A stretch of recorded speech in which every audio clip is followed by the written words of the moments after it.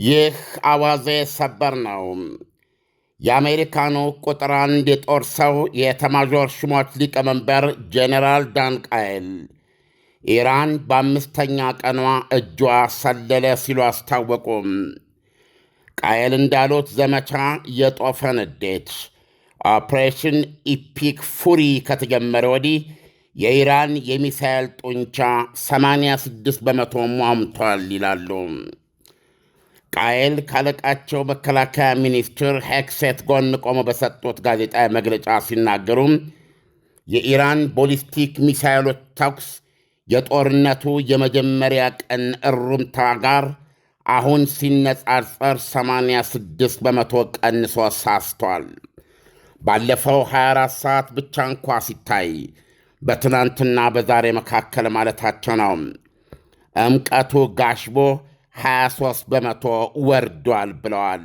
የአጥፍቶ ጠፊ ሰው አልቦቿ ተኩስም 73 በመቶ አሽቆልቁሏል ብለዋል። ቃየል የዚህ ዘመቻ 3 ወታደራዊ ግቦች የኢራንን ቦሊስቲክ ሚሳኤል ስጋት ማስወገድ፣ የባሕር ኃይሏን አቅምና አቋም ማጫጨት ወይም ሙሉ በሙሉ ማጥፋትና የነፈረ ወታደራዊ አቅሟን ዳግም በፍጥነት መገንባት እንዳትችል ስራዋን መንቀል መሆኑን አስታውቀዋል። ጄኔራሉ በእስካሁኑ ፍልሚያ ከ2000 በላይ ኢላማዎች መቀጥቀጣቸውንና ከ20 በላይ የኢራን ባሕር ኃይል መርከቦች የውሃ ስር አሸዋ ላይ ተኝተዋል ብለዋል። የኢራን ባሕር ኃይል ባሕር ላይ መገኘት አሁን የለም፣ ከሥራ ውጭ ሆኗል። እሳቸው እንዳሉት ይህ እርምጃ ማዕከላዊ እዝ ሴንትኮም በኢራን የባሕር ዳርቻ ደቡባዊ ጎን የአየር የበላይነት አጎናጽፎናል ካሉ በኋላ አስቀጥሉም አሁን ደግሞ ከባሕሩ ወጥተን ወደ ኢራን ምድር እየገባን ወደ ውስጥ እንተኩሳለን፣ እንመታለን ብለዋል። ይህም ግስጋሴ ከረጅም ርቀት አልሞሽ መምታት ወደ ቅርብ ርቀት አነጣጥሮ መጣል ያሸጋግረናል ብለዋል። መከላከያ ሚኒስትር ሄግሴት በወገናቸው ኢራን ሰራሿን አዲሷን ፍሪጌት የጦር መርከብ ደሴቲቱ ስሪላንካ አጠገብ ያሰናከልናትና ኋላም ከአብዛኛዎቹ ባሕረተኞቿ ጋር ያሰጠማት የአሜሪካ ሰርጓጅ መርከብ ቅንቡላ ቶርፒዶ ነው ሲሉ አስታወቁም። ትላንት አሉ መከላከያው በህንድ ውቅያኖስ ዓለም አቀፍ ውሃ ውስጥ ደህና ነኝ ምንም አይመጣብኝም ብላ ያሰበችውን የኢራን የጦር መርከብ የውሃ ራት አድርገናታል ብለዋል። በሰርጓጃችን ቶርፒዶ ሰመጠች፣ ድምፅ አልባ ሞት ብለዋል የቀድሞ ጋዜጠኛ መከላከያ ሚኒስትር ሄግሴት። አይሪስ ዴና የተሰኘችው ኢራን ሰራሽ ፍሪጌት ዙሪያዋን የሚመታላት ከባድ መሣሪያዎች፣ ከየብስ ወደ አየር የሚወነጨፍ ሚሳኤሎች፣ ጸረ መርከብ ሚሳኤሎችና ጸረ ሰርጓጅ ቶርፒዶዎች መታጠቅ ብቻ ሳይሆን አንድ ሄሊኮፕተርም መሸከምና ማስነሳት የምትችል ነበረች። እንደ ታጠቀች ሰመጠች። በላዋ ላይ ከነበሩ 180 ባሕረተኞች ውስጥ 30 ቆስለው ውሃ ላይ የሙጥኝ እየተንሳፈፉ የተገኙ ብቻ ተርፈዋል። ቀሪዎቹ እምጥ ይግቡ ስምጥ አልታወቀም፣ ሳይሰምጡ አልቀረም። በጠቅላላ ሄግሴት መግለጫቸውን በማራዘም በሚቀጥሉት ቀናት የኢራን ሰማዮች በሙሉ በአሜሪካና በእስራኤል አየር ኃይሎች ፍጹማዊ ሙሉ ቁጥጥር ስር ከወደቁ በኋላ ከሰማይ እልቂትና ውድመት መዝነብ ይጀምራል ብለዋል። ተገዳዳሪ የሌለው ሰማይ በእጃችን ገባ ማለት አሉ ሄግሴት፣ ቀንን ሙሉ ሌቱን ሙሉ ቦምብ እየጫንን ገብተን ቦምብ እያራግፍን እንወጣለን ማለት ነው። የሚሳኤል ስሪቱን ክምችቱንና አጠቃላይ የሀገሪቱን የመከላከያ ኢንዱስትሪ መሠረት በሙሉ ከ217ና በ870 ኪሎ ግራም እጅግ ከባድ ቦምቦች፣ አሰቃቂ ቦምቦች እንጨፈጭፈዋለን ማለት ነው ብለዋል። ሄግሴት እንደሚሉት ከሳምንት በኋላ ተግባራዊ ይሆናል የሚሉት የቀን ከሌት የገፍ የከባድ ሚዛን ቦምቦች ፋታ የለሽ ጭፍጨፋ ኢላማዎች የፖለቲካና ወታደራዊ መሪዎቻቸውም ናቸው ብለዋል። የኢራን መሪዎች አሉ መከላከያው ወደ ሰማይ ሲያንጋጥጡ የሚያዩት የሚታያቸው የአሜሪካንና የእስራኤል አየር ኃይል ጡንቻ ብቻ ይሆናል። ይሄም እኛ ይበቃል ብለን እስካልወሰንን ድረስ በየደቂቃው የሚኖሩት የሕይወታቸው እውነታ ይሆናል ብለዋል። በዚህን ጊዜ ሁሉ አሉ መከላከያው ኢራን አንዲትም ነገር ማድረግ አትችልም። መከላከያው የጦርነት ተጓዳኛቸው እስራኤልን ተዋጊነት መሳ የሌለው ክህሎትና መከላከያው የጦርነት ተጓዳኛቸው እስራኤልን ተዋጊነትም መሳ የሌለው ክህሎትና እንደ ብረት የደደረ ቁርጠኛነት ሲሉ አድንቀውታል።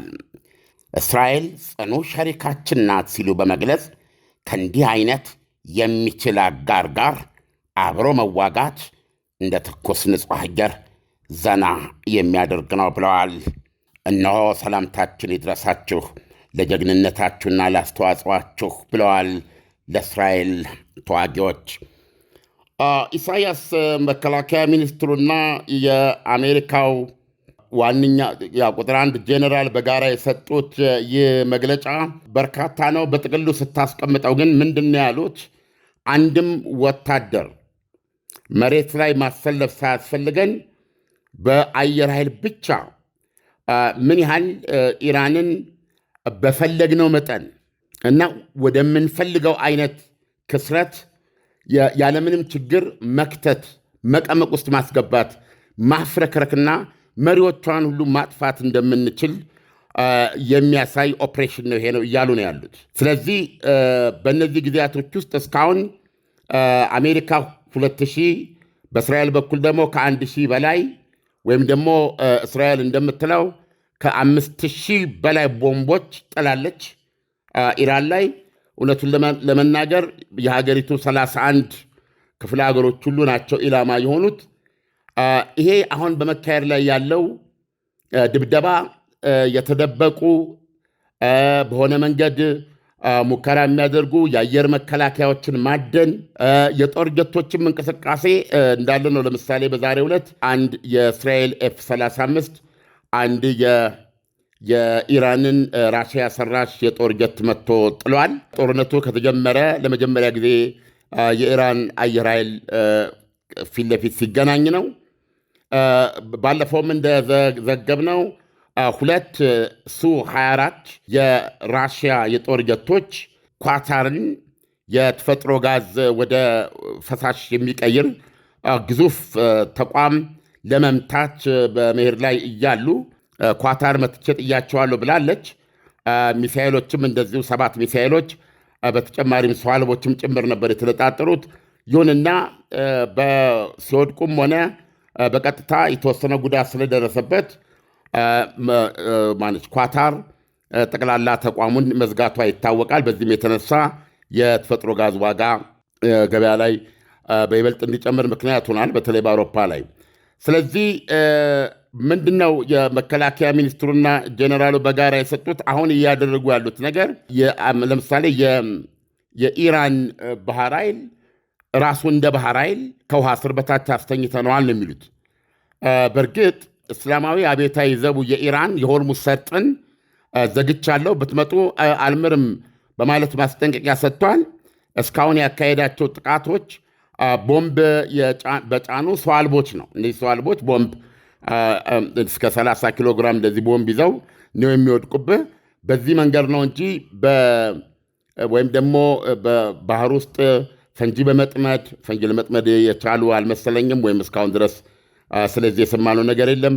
ወይም ደግሞ እንደዚሁ ቦምብ የታጠቁ ፈንጂዎች ወይም የሚተኩሱ ጀልባዎች፣ ፈጣን ጀልባዎች አሏቸው።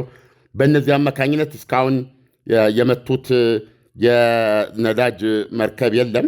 ስለዚህ የዚህ ጦርነት ዓላማው የኢራንን የባህር ኃይልና የአየር ኃይል ኦልሬዲ እንደ ዶናልድ ትራምፕ አነጋገር ከሆነ ኖክዳውት ሆኗል ወይም የለም አክትሙል አብቅቶለታል የሚል ነው። ግን ባለው መልኩ በአጠቃላይ የሀገሪቱን የመከላከል አቅም ማለት የማጥቃት አቅምም ነው። ለምሳሌ ያክል አሁን መከላከያው የገለጹት እውነት ከሆነ የኢራን ሚሳኤሎች የሩምታው መጠን 86 በመቶ ቀንሷል ማለት ጉዳት የማድረስ አቅሟን በዛው መጠን ጫጭቷል ማለት ነው። የሰው አልባውም 73 በመቶ ቀንሷል ነው ያሉት። ነገር ግን አሁን ለምሳሌ እስራኤል ላይ በቀን ውስጥ 3 ጊዜ 4 ጊዜ አንዳንዴም 5 ሊመጣ ይችላል። ግን በፊት የነበረው አይነት ከፍተኛ ቁጥር ያለው ኢቭን በመከላከያ ተኩስ ለመቆጣጠር እንኳ አጥለቅላቂ በሆነ መልኩ እየመጣ አይደለም። በዚህም የተነሳ አሁን ከእስራኤል የሚመጣውን ዘገባዎች ብዙ ሰዎች ገብተው ሊያዩ ይችላሉ። ይህን ያህል ሚሳኤል ተኮሱ የሚል በቁጥርና በአሃዝ እየተገለጸ አይደለም። ስለዚህ መከላከያውና ጄኔራሉ ባስቀመጡት ስሌት ነገሮች ከሄዱ ከሳምንት በኋላ በኢራን ምድር ምንም ሀይ የሚለው ከልካይ በማይኖርበት ሁኔታ በመቶዎች የሚቆጠሩ የእስራኤልና የአሜሪካ የጦር ጀቶች የፈለጉትን እያደኑ ይደበድባሉ ማለት ነው። ወይም የእነሱን ቋንቋ ለማስቀመጥ የመከላከያ ኢንዱስትሪ ቤዛቸውን እንዳልነበረ እናደርጋለን፣ የፖለቲካና ወታደራዊ መሪዎቻቸውን እናጠፋለን የሚል ነው። ኢሳያስ ኢራን በዚህ ፍጥነት የመፍረክረክ ሁኔታ አሳይታለች ማለት ነው።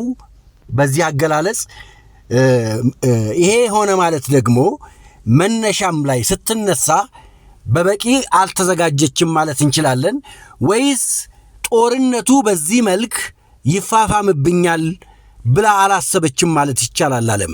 ምክንያቱም በ4 ቀን ጦርነት በዚህ ፍጥነት ሚሳኤሎቿን መተኮስ ከቀነሰች ምን ያህል ልትሄድ ትችላለች? በ5,500,000 ብር ሙሉ ክፍያ የአፍሪካ ህብረት ጀርባ ቡልጋሪያ ላይ ባለ 1 መኝታ አፓርትመንት እየሸጥን ነው። ሰላም ቴምር ፕሮፐርቲዎች ነን። ቡልጋሪያ መብራቱ ጋር ወይም ደግሞ አፍሪካ ህብረት ጀርባ ኦር ደግሞ አልነጃሺ መስጂድ ፊት ለፊት ላይ ባለ 1 መኝታ አፓርትመንት በ5,500,000 ብር ሙሉ ክፍያ፣ ባለ 2 መኝታ አፓርትመንት በ7 ሚሊዮን ብር ሙሉ ክፍያ፣ ባለ 3 መኝታ አፓርትመንት ደግሞ በ10 ሚሊዮን ብር ሙሉ ክፍያ 100% የምትከፍሉ ከሆነ ለሽያጭ አቅርበንላችኋል። ይሄ ማለት 100% ለሚከፍል ሰው 30% ቅናሽ ማለት ነው። አይ ቀስ እያልን ዘና እያልን ነው መክፈል የምንፈልገው ካላችሁ በሌላ ዋጋና በሌላ አከፋፈል 20% ከፍላችሁ ቀሪን ዘና እያላችሁ የምትከፍሉበትን መንገድ አመቻችተናል። እንዲሁም በተጨማሪ እዛው ሳይት ላይ ከ3,900,000 ብር ሙሉ ክፍያ፣ ቅድመ ክፍያው ደግሞ ከ900,000 ብር ጀምሮ የንግድ ሱቆችን ማግኘት ትችላላችሁ። ቦታው እንግዲህ ነጋራ ያስፈልገው ቡልጋሪያ ላይ ነው። ለሜክሲኮ በጣም በቅርብ ርቀት ላይ ነው የሚገኘው። ትልቁ ኢትዮጵያ ውስጥ አለ የሚባለው አልነጃሺ መስጂድ ደግሞ ፊት ለፊቱ ላይ ነው እየተገነባ ያለው። ለኢንቨስትመንት ለመኖሪያም አዋጭ የሆነ ሳይት ነው። ከስር ስልካችንን እናስቀምጣለን፣ ደውሉና ተጠቀሙ። ቴምር ፕሮፐርቲስ የህልሞ ማረፊያ።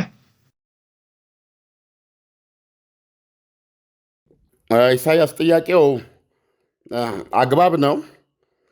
ነገር ግን መታየት ያለበት በዚህ መንገድ አይመስለኝም። ምክንያቱም አሁን የሚናገረው ጠላት ነው የሚናገረው፣ ከኢራን ጋር እየተዋጋ ያለው ኃይል ነው።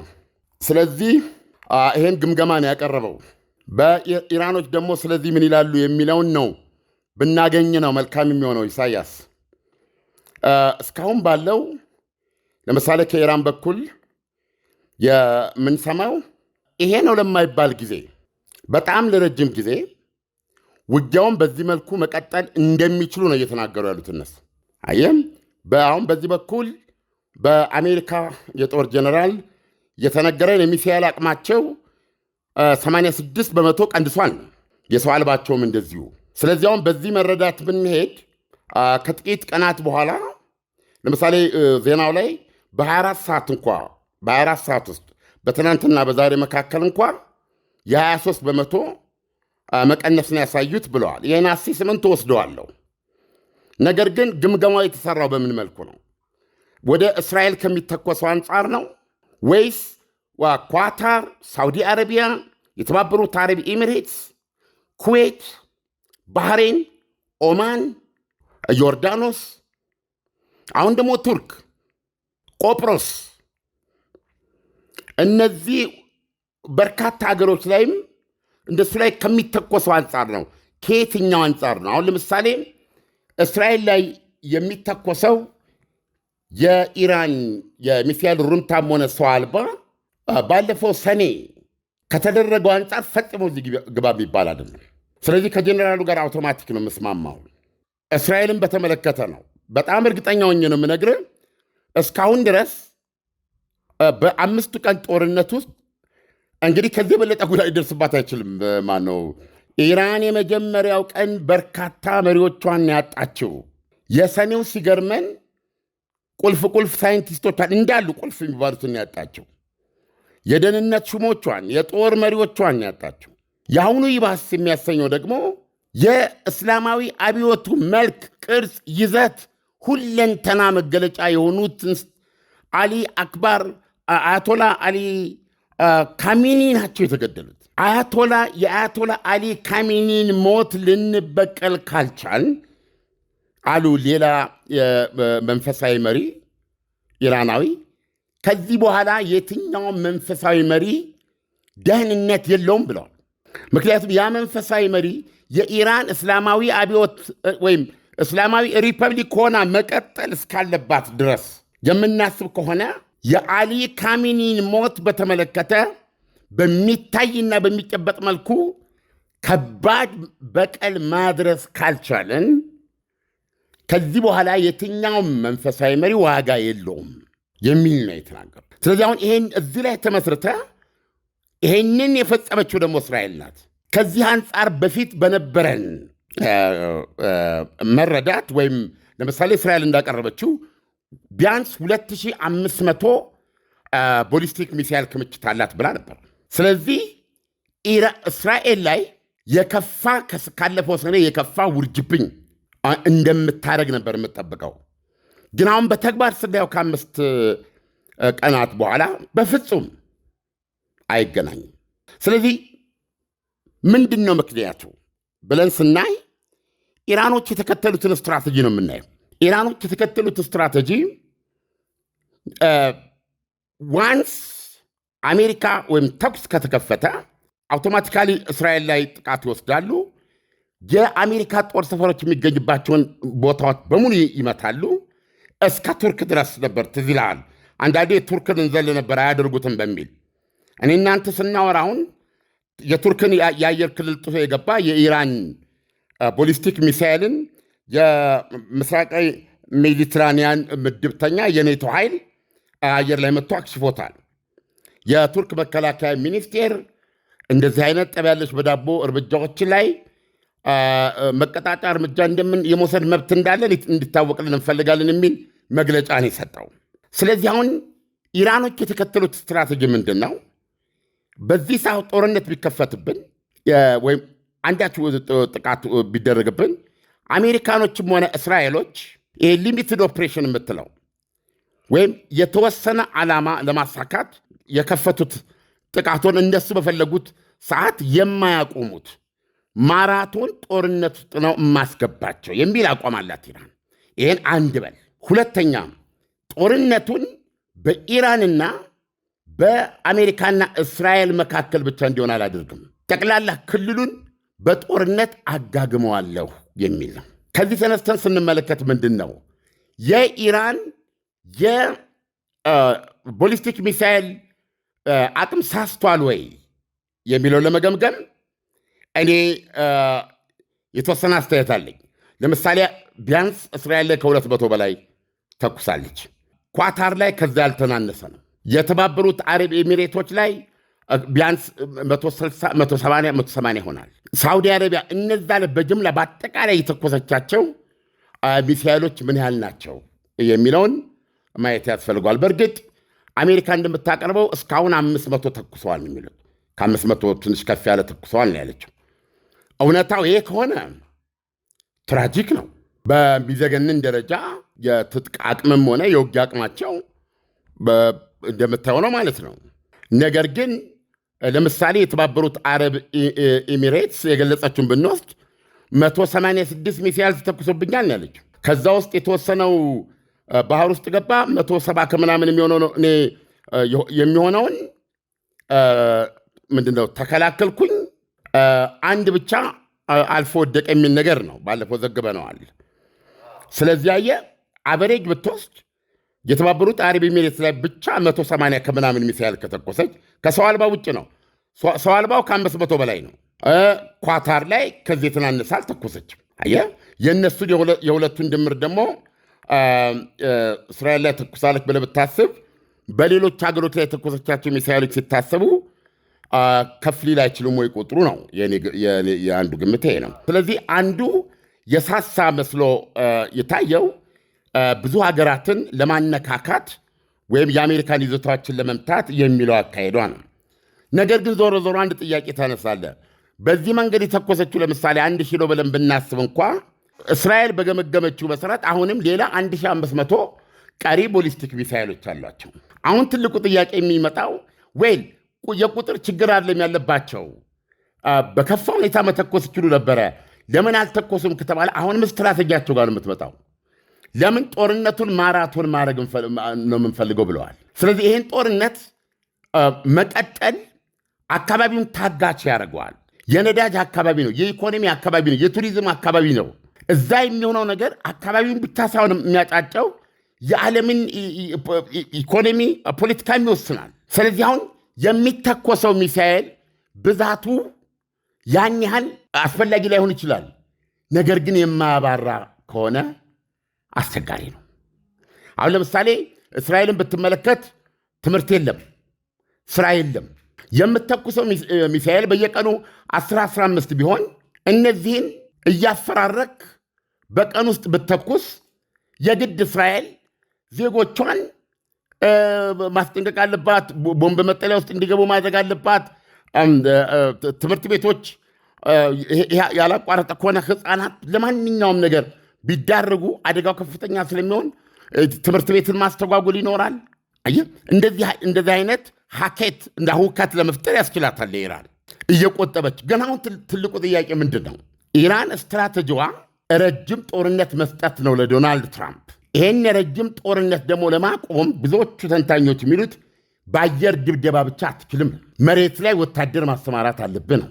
ዶናልድ ትራምፕ ደግሞ አስፈላጊ ከሆነ የአሜሪካንን ጦር አዘምታለሁ አሉ። አሁን ካዘመቱ የኢራን መሬት ሊገቡ ነው ማለት ነው። መሬት ላይም ሊዋጉ ነው ማለት ነው። መስዋዕትነትም ሊከፈል ነው ማለት ነው።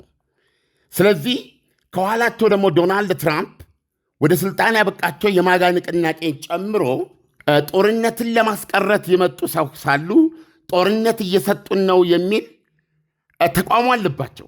እንደገና ደግሞ እነዚህ የሰላጤው አካባቢ ሀገሮች የነዳጅ ላኪ ሀገሮች ናቸው። የቱሪዝም የንግድ መናኸሪያ ናቸው። እነ ዱባይን ተመልከት፣ እንደ ኳታርን ተመልከት። ስለዚህ ይህ ጦርነት መቀጠሉ እነሱን እየገደላቸው ነው ያለው። ስለዚህ ለራሳቸው ሲሉ አሜሪካና እስራኤል ላይ በተዘዋዋሪ ተጽዕኖ ማድረግ ጦርነቱን በቃ እዚህ ድረስ አድርገናል ኢስኦራይት ብለው እንዲያቆሙ ያደርጉልኛል የሚል ስትራቴጂም ነው ብለው የሚተነትኑት ደግሞ አሉ። ኢራን የነዛን ሀገሮች ነርቭ መንካት እስከቀጠለች ኪሳራው ከፍተኛ ነው የነዛ ሀገሮች።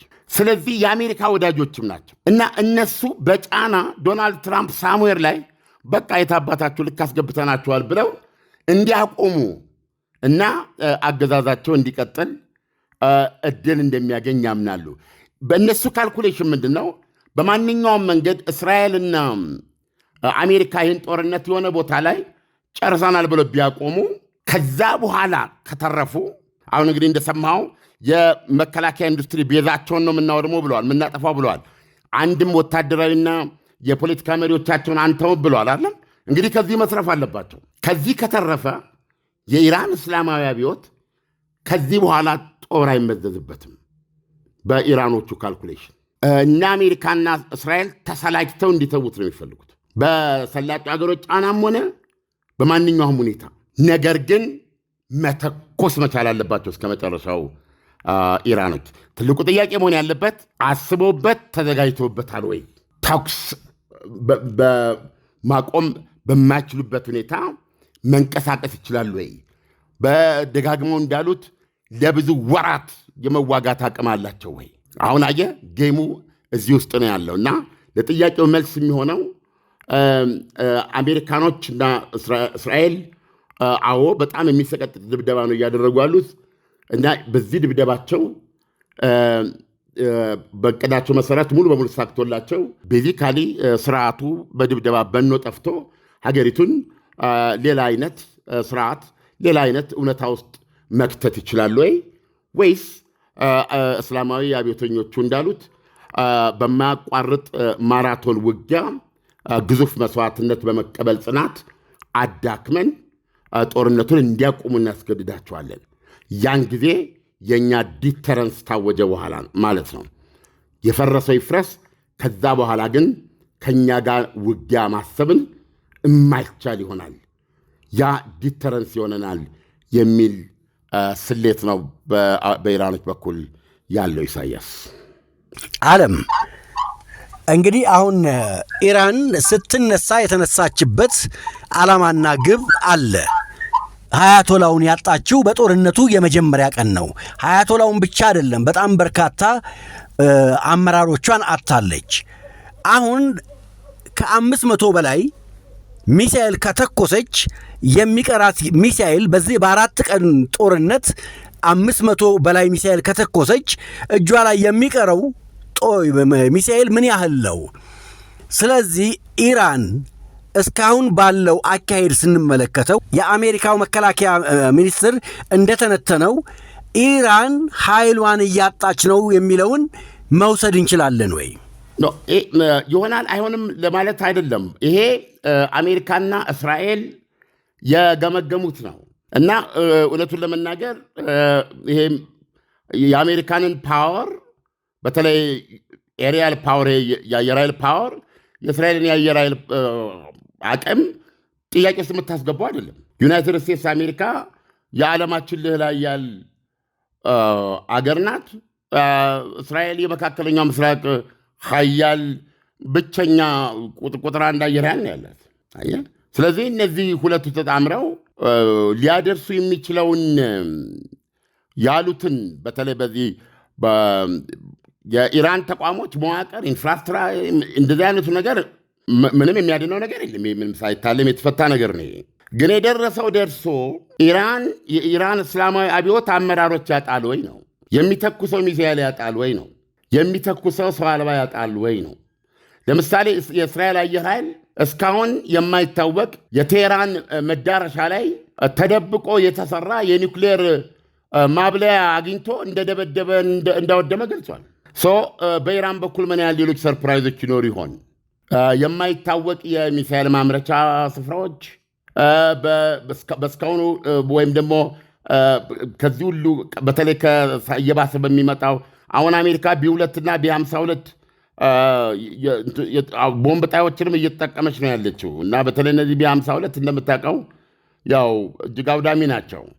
ስለዚህ በዚህ ሁሉ በላ ውስጥ እነሱ ሁሉ ካልኩሌት አድርገውና አስልተው ከዚህ ሁሉ ተርፈው መተኮስ ሳያቋርጡ መስዋዕትነት እየተቀበሉ ለአሜሪካና ለእስራኤል ማራቶን ጦርነት ሰጥተን አሰልችተን በራሳቸው እና በሰላጤዎች ግፊት እንዲያቆሙ በማድረግ ዳግም ጦርነት ሊነሳብን የማይችልበትን እውነታ እንፈጥራለን ብለዋል። ስለዚህ ማለት የምንችለው ማየት ነው ኢሳያስ። ስለዚህ ለአድማጮቻችን ታማኝ ሆነን በየቀኑ በየሳምንቱ ያለውን አጠቃላይ ሁኔታ እንገልጻለን። መጨረሻ ላይ እውነታው ከማንም በላይ አሳማኝ እየሆነ ይመጣል። ዝም ብለህ በጥቅሉ ስናየው ግን የኢራን በተለይ ለምሳሌ ከእስራኤል ጋር ባለው ሁኔታ በጣም የተዳከመ ነው፣ የተበታተነ ነው። እንደተባለውም ኢንተንሲቲው እጅግ ዝቅ ያለ ነው። ምናልባት የዚህ እንዲህ መሆኑ ዓላማ እነሱ ሚሳኤል አልባ ከመሆናቸው የተነሳ ሳይሆን የገጠሙት የከፈቱት ግንባር ስፋትና ይህንን ስፋት ያለው የውጊያ መንገድ ደግሞ ቢያንስ ለ1 ለ2 ለ3 ወር እንዲቀጥሉ የሚያስችላቸውን ሁኔታ ለመፍጠር ነው ወይ የሚለውን አይተን መጠበቅ አለብን። በነገራችን ላይ የአየር ድብደባው ዓላማም በየጊዜው የሚሳኤል ክምችት ይመታሉ፣ ማምረቻዎችን ሲያገኙ ይመታሉ። እንደዚሁም ደግሞ ይህ ተንቀሳቃሽ የሆነ መተኮሻዎችን ሲያገኙ ይመታሉ። ስለዚህ 1 ሳምንት ነው ያሉት መከላከያው። ሙሉ በሙሉ ዜሮ ሬዚስታንስ ማለት ነው። ኢራን ምንም ማድረግ በማትችልበት ሁኔታ በሰራ 31 ግዛቷ ክፍለ ሀገሯ ሰማይ ላይ ቀን ከሌት እየተመላለሱ የሚደበድቡበት ሁኔታ እንደሚፈጠር ነው የገለጹት። ስለዚህ ድብደባ ደግሞ የማያባራ በየደቂቃው የሚቀጥልና እኛ በቃ እስክንል ድረስ እነሱ ምንም ማድረግ የማይችሉት ነው ብለዋል። እና የከባድ ነገር ነው። ስለዚህ ኢራኖች ለዚህ ምን አይነት ምላሽ ይኖራቸዋል? ለአድማጮቻችን ቃል እንገባለን ሁኔታውን ለመከታተል። ዓለም እንግዲህ ዜናዎቹን እየተከታተልን ይዘን እንቀርባለን። ለአሁኑ ትንታኔ ከወዲሁ አመሰግናለሁ። መልካም ምሽት ይሁንልህ ዓለም። 5,500,000 ብር ሙሉ ክፍያ የአፍሪካ ህብረት ጀርባ ቡልጋሪያ ላይ ባለ 1 መኝታ አፓርትመንት እየሸጥን ነው። ሰላም ቴምር ፕሮፐርቲዎች ነን። ቡልጋሪያ መብራቱ ጋር ወይም ደግሞ አፍሪካ ህብረት ጀርባ ኦር ደግሞ አልነጃሺ መስጂድ ፊት ለፊት ላይ ባለ 1 መኝታ አፓርትመንት በ5,500,000 ብር ሙሉ ክፍያ፣ ባለ 2 መኝታ አፓርትመንት በ7 ሚሊዮን ብር ሙሉ ክፍያ፣ ባለ 3 መኝታ አፓርትመንት ደግሞ በ10 ሚሊዮን ብር ሙሉ ክፍያ 100% የምትከፍሉ ከሆነ ለሽያጭ አቅርበንላችኋል። ይሄ ማለት 100% ለሚከፍል ሰው 30% ቅናሽ ማለት ነው። አይ ቀስ እያልን ዘና እያልን ነው መክፈል የምንፈልገው ካላችሁ በሌላ ዋጋና በሌላ አከፋፈል 20% ከፍላችሁ ቀሪን ዘና እያላችሁ የምትከፍሉበትን መንገድ አመቻችተናል። እንዲሁም በተጨማሪ እዛው ሳይት ላይ ከ3,900,000 ብር ሙሉ ክፍያ፣ ቅድመ ክፍያው ደግሞ ከ900,000 ብር ጀምሮ የንግድ ሱቆችን ማግኘት ትችላላችሁ። ቦታው እንግዲህ ነጋራ ያስፈልገው ቡልጋሪያ ላይ ነው። ለሜክሲኮ በጣም በቅርብ ርቀት ላይ ነው የሚገኘው። ትልቁ ኢትዮጵያ ውስጥ አለ የሚባለው አልነጃሺ መስጂድ ደግሞ ፊት ለፊቱ ላይ ነው እየተገነባ ያለው። ለኢንቨስትመንት ለመኖሪያም አዋጭ የሆነ ሳይት ነው። ከስር ስልካችንን እናስቀምጣለን። ደውሉና ተጠቀሙ። ቴምር ፕሮፐርቲስ የህልሞ ማረፊያ። ምርትና አገልግሎቷን በአዋዜ ላይ ያስተዋውቁ። ለጥራች እንታመናለን። በስልክ ቁጥሮቻችን ይደውሉልን። አዋዜ ዓለምነህ ዋሴ ዜና